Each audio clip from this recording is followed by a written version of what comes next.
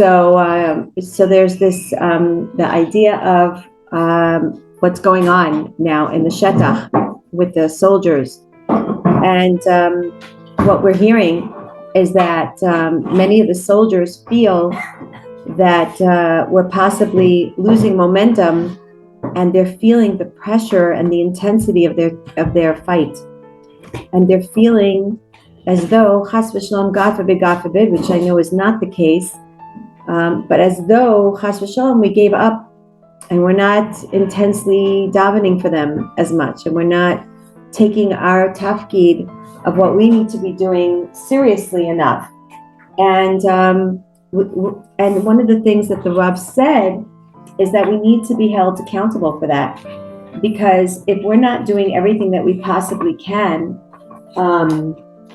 all that we possibly can in order to ensure that our chayalim, our soldiers, are going to be victorious. And now many of them who even did have the ability to upkeep their Torah and daven their 3 tefillas with kavanah, they can't do it. They're in the war zone. They don't have time.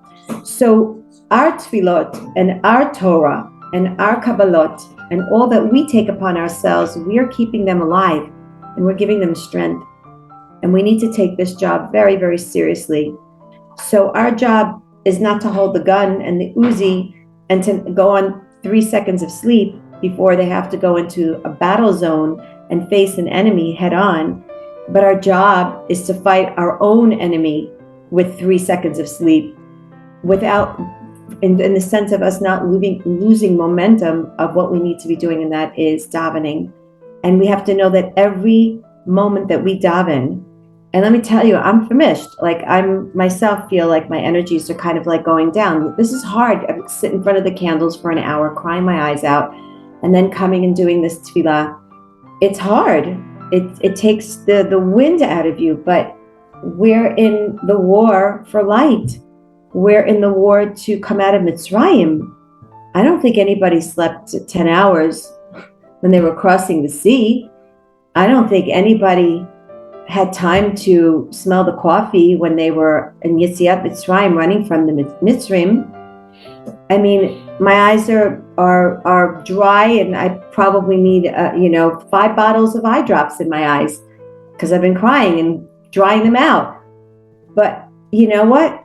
This is a contraction. This is what we need to get this Geula baby out. And sorry that we're all out of our comfort zone. I think we've been thrown into this situation, probably because, and I'm going to say yes, because we didn't do enough before. So now we have to make up for all this lost time that we haven't done enough. We didn't cry enough. We were, complacent. We were procrastinating. We were like, wait a minute, Geula, okay, you hold on for a minute. I need to go for the sale now, or whatever it is. Whatever the case may be, we have to try. Yeah, we got to push ourselves out of our comfort zone, and we've got to try. And God willing, Hashem will give us the koach to be able to do it, because as we know, when we say the tefillah, Hashem sefatai tiftach ufi yagid tilatecha, right? In the cheder yichud, when we're one-on-one with Hashem, we say, Hashem, open up my mouth and put the words in my mouth to say, for the words for me to recite. What does that mean? So wait a minute, if Hashem, you're opening up my mouth and you're putting the words in my mouth, then who's davening? Who's davening? Is it me, or is it you? Am I just providing the organ called the mouth? But then again, the organ called my mouth is not even mine, because you decided to give me a mouth. It's your mouth. So who's really davening? So who's really doing all this? We're joining with the tefillahs that Hashem is davening. Whatever Hashem is davening, we're saying, Hashem, don't daven alone. Hold on. Let me daven with you. And that's what we're doing every time we daven. We're saying, Hashem, I don't want you to pray alone. What, are you going to pray for yourself? Why don't I pray with you, for us?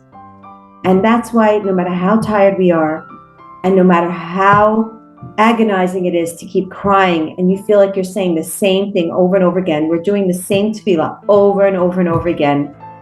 We're looking at the same candles per se over and over again. But you know what? It's not the same. Because each time we're renewing our loyalty and we're renewing our relationship with Hashem, we're saying, I'm showing up again. how exhausted I am, how tired I am. I'm accepting upon myself. Ol Malchut Shamayim. Ol Malchut Shamayim means out of obligation. Not because I feel like it, not even because I love you, not even because I'm scared of you, but I'm obligated to. I'm obligated to show up, and that's why I'm showing up. And so if you all feel like you're tired, can you imagine what I feel like? Right? Running this and okay, again, I'm not asking for Rahmanas here. I'm just saying that we just have to understand that we've got to push ourselves. Yeah, push ourselves a little bit more to the limit. And we only have 2 more nights. That's it. Rosh Chodesh Tevet, Rosh Chodesh Tov. We have 2 more nights. And then Zot Chanukah comes. And Zot Chanukah is like Hoshana Rabbah. It's equal and parallel to Hoshana Rabbah. It's a time when the deen totally goes out. That's it. Now that the messenger has in his hand the signed, sealed, and delivered decree of what will be over the next year. And like I said yesterday in one of our gatherings, I said, how different would our tefillah have been? How different would our tefillah would have been on Rosh Chodesh Elul if we knew that 40 plus days after that, right? 47, whatever it was, days after that, we would be in the state that we're in, that it started then, October 7th, right? In Shminei Atzeret. How different would our tefillahs would have been? So we have an opportunity, and just like, by the way, just like we can't just get to Yom Kippur, we need 40 days to prepare us for Yom Kippur, for Sha'at Nilah, and then we need another 7 days to get to Hoshana Rabbah. So too, we need every day of Hanukkah to take us to Zot Hanukkah. You can't just jump into Zot Hanukkah and say, oh, okay, I'm showing up all 8 days, all the 8 candles. I'm ready to pour my heart out. No, we need preparation. And every day we're preparing ourselves for that ultimate 8-day, right, culmination of the beyond Teva, of that time where we are above nature. So God willing, let's give it all that we've got and then some. And really, really pray from the bottom, the top, the middle, the essence, the kishkas of our heart, and give it all we've got. Because, the doors are closing up. We don't know what's ahead. All I could say is one thing. I will say one thing, and not because, of any other reason other than we know. We know as we give birth, we understand that every successive contraction is more tough and more intense. And you get to a point where we know, those of us who have given birth, okay, with epidural, not with epidural, it doesn't matter, right? You kind of never forget what it's like to be pregnant and have those contractions. It's something you kind of like don't forget about. But we all know that at one point in time, the contractions become so intense that it almost feels like you're in one big contraction, right? Like the in-between, you don't feel the in-between. So we have to daven right now that Hashem gives us that, we say it in Hebrew, etnachta. Etnachta means like this quiet to kind of regain our strength, regain our brain, the neurons, to replenish the neurons in our brain, so that we can do our Yeshuva Dat. So this is our time. Right now we kind of have, even though it's so intense, this is an etnachta, ladies. This is an etnachta. This is called quiet. This is the quiet in between the next contraction. Hello? What are you supposed to do? What do the nurses and the doulas say to you in between the contractions? Shh, close your eyes. Relax until the next one comes. We're not here to relax. We're not here to relax. However, we're in the relaxation time. And during the relaxation time, even though, yes, we should be relaxing when we're in between the contractions, but we should be using the relaxation time to gather strength for the next one. Lahavdil, to differentiate in between the contractions when we're pregnant, we should use this relaxation time to gather strength through our tefillot and to cry out to Hashem that he should see the tzal banim, that he should see, today, just before I got to lighting my candles, I got two texts. That's nothing. I usually get more than that on a regular basis, but I got two texts basically crying out for help. One text was from a woman who said, "How am I supposed to be happy when my husband just told me to pack my bags and leave the house?" Do you believe that? I'm not kidding you. That's the text that I got 2 seconds before I was ready to light the candles. And you know what? Hashem wanted me to read that text. I walked into the candle lighting. My husband said the tefillah. He knows I need my half an hour to just close the lights. I'll have my little light just so that I'm reading my text from a light and not from the candles. And I just sat there. And I basically said to Hashem, I said, "Hashem, what do you want me to answer her?" I said, "What do you want me to answer her? And what do you want me to answer?" And I started naming the names. Just the names of the women that I know personally, and we all know lists of women, men, children, of people that are not able to lift their heads up. Tonight is the 6th night. We're supposed to be davening for Simcha. And I'm sitting there in front of the candles and I'm like, Hashem, okay, Simcha, Mashiach, all the same letters. Choshech, Mashiach, Simcha, Nachash, all the same roots. They all share the same 2 letters, Chet and Shin. Chash means shh. Lachush means to feel. But you're supposed to feel Mashiach when it's chash, when it's silent, when it's choshech, when it's dark. When there's a nachash, when there's a snake ready to attack you at every moment. And that's when you're supposed to be besimcha, and that's where you're supposed to feel Mashiach. Can you imagine that?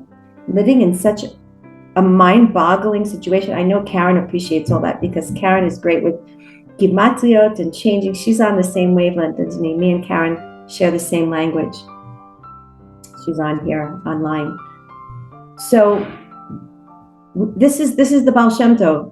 This is his Torah, where he would take the letters that dictate a certain reality, and he would switch the letters around, and he would leave it up to us to be able to feel our way through the letters into a new reality. But this is where we are, ladies. This is where we are. We are in a time right now where we are in darkness and we can't figure out. Our Waze is not working. Our battery died on the phone. We don't know where to go. And with that, we will take our tefillah tonight and we will daven from that place, not of hopelessness and not that place of despair, but yes, from a place of helplessness. I need help. I don't know where to go. Like I went to the candles and said, Hashem, I don't know what to say to these ladies. I don't know what to say to my broken heart. I have no more words. I don't know how to express the pain anymore. I actually was sitting there and I so badly wanted to cry. There were no more tears left. I don't know if I exhausted the tear bucket inside of me. There was not, it just became, and with that, I am here with all of you, and Be'ezrat Hashem, we will give it our ever so much strength to daven to Hashem with whatever last strength. Like I said before, when we get up to daven, we say to Hashem, put the words in my mouth. I'm here to say, I have no words. I don't have a mouth. I don't have the words. I don't even know if I have the feelings left anymore. But I'm coming here and I'm showing up and I'm saying to Hashem, like I said before, Hashem, I'm not going to leave you to daven for your own geula and for your own redemption alone. I'm going to sit here with you. I'm in the dark. You're in the dark. Let's just sit together in the dark. And let's just daven together, you and me, Hashem, and all of us together. Why don't we just daven together? That you will be freed from your exile, Hashem. And when you're free, then I'll be free. And that's the way we're going to go into tonight. And I feel like every night that we go into the tefillah, I feel like I'm coming in from a completely different mindset.